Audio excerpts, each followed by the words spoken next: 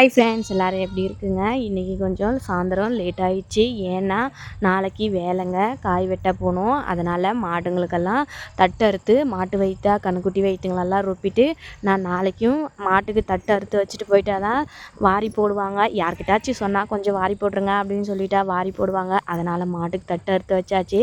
அறுத்து வச்சுட்டு கொஞ்சம் வெங்காயத்தில் களை இருந்துச்சு, அந்த களையை கொஞ்சம் பறித்து போட்டுட்டு இப்போ ஏன்னா களை இருந்தால் வெங்காயம் பலியாது இல்லையா, அதனால் கொஞ்சம் களை பறித்து போட்டுங்க.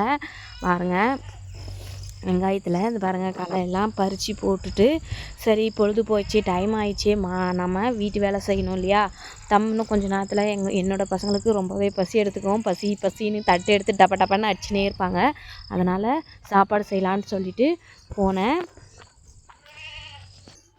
என்னடா சாப்பாடு செய்யுதுன்னு சொல்லிட்டு சரி சாமானத்தை பாருங்கள், கழுவின சாமானத்தை எடுத்துன்னு வந்து வச்சுட்டு தோசை தான் ஊற்றலாம் அப்படின்னு சொல்லிட்டு இங்கே பாருங்கள் தோசை மாவு தான் எடுத்து வச்சுருக்கேன்.